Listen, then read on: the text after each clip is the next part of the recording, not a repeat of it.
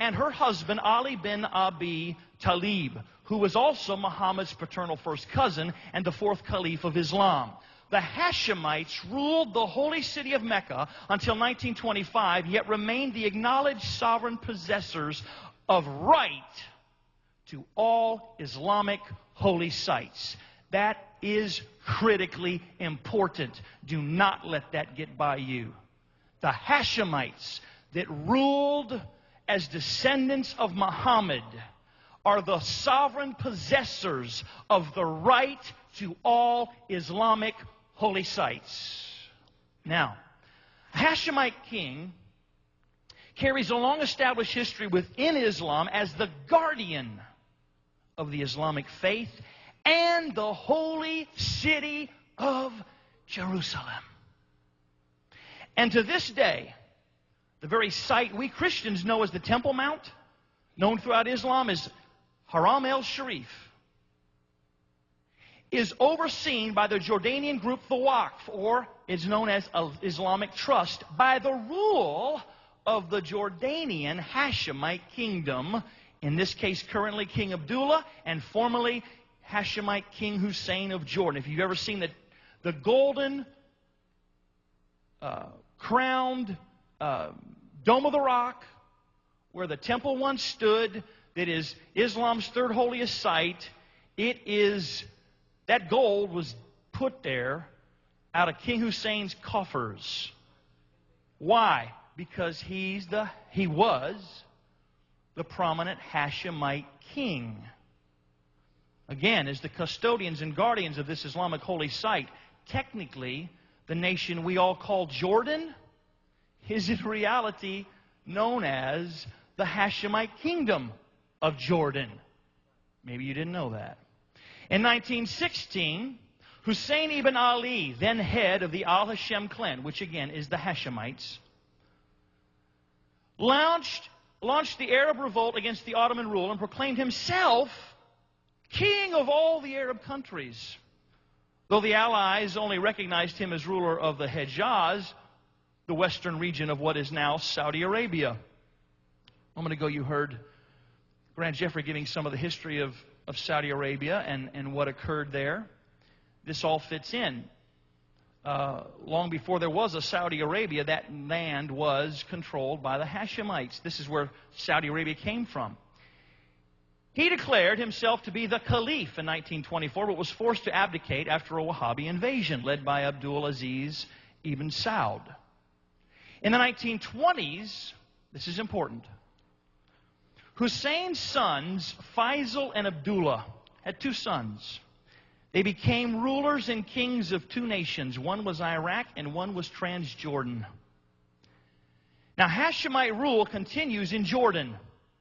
It was passed down from King Hussein, who died in 1999, to his son Abdullah. However, Iraq's Hashemite king, Faisal, was slain in 1958 by a coup led by Saddam Hussein and his insurgents. Today, could Iraq, known as ancient Babylon biblically, be positioned for the emergence of another Hashemite leader to claim his role as king? Let's get to Assyria, because I showed you earlier that the Antichrist will be called and known and designated and identified as the what? The Assyrian.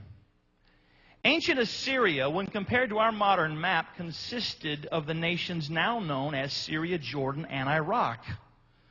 This region was also known as Transjordan until 1916.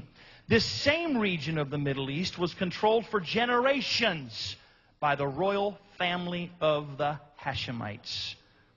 The man of sin must come from this particular and specific region of the Middle East. Now, why do prophetic students continue to look solely to Rome or Europe when attempting to identify the Antichrist? Anyone identified as the Assyrian must come from ancient Assyria. Certainly Rome is involved. This man of sin will most definitely have ties and connections to Rome. After all, he's leading a revived Roman Empire. right? Well, if it's a revived Roman Empire, then, Dr. Joe, it's got to be Rome. Well, I would submit that the president of the Club of Rome would fit that. But let's talk about the Roman Empire a moment, since you brought it up. Even the ancient original Roman Empire consisted of far more than Rome, and far more than even the European region.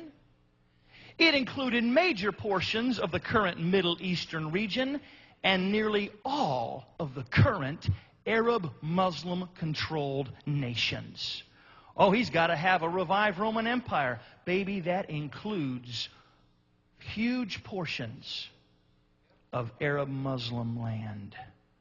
Now, this is a vital point, and it continues to be neglected and incorrectly assumed and propagated by modern prophetic preaching.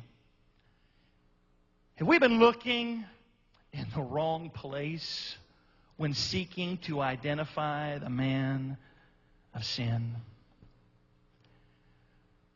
Crown Prince El-Hassan was the key partner with his older brother, King Hussein, as Jordan negotiated the historic peace agreement with Israel. El-Hassan, as Crown Prince, was the heir to the throne, by the way. However, as King Hussein laid in his deathbed, he made a mysterious change of heart and mind. And days before his actual death, he removed this title from his brother and royally decreed it on his eldest son. Some of you remember when that happened. And Prince Abdullah, which is El-Hassan's nephew, became the new heir to the throne as the king of Jordan.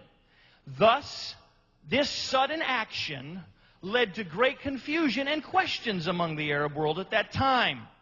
In fact, there's a letter written by the late Majesty King Hussein to his younger brother, His Royal Highness Prince El-Hassan, January 25th, 1999. In that letter, he gives this interesting closing excerpt. And I quote King Hussein's words to his brother. I thank you, Your Royal Highness, my dear brother, and express my deepest appreciation to you for all the sincere efforts that you have exerted during the past 3 decades. This reflects what should ever be the case within our Hashemite family, and which should always be a pillar of the Hashemite family of love and affection and family, which embodies a feeling of responsibility and understanding towards new developments and circumstances of a new era, and regards these developments with a great deal of awareness and the ability to deal with them objectively and with selflessness. I am sure that you are receiving this decision of mine with self-content and with the spirit of a member of the one united Hashemite team. Jordan and the world at large will be your world, in which there are so many of issues in many fields that need your knowledge, expertise, and deep intellect.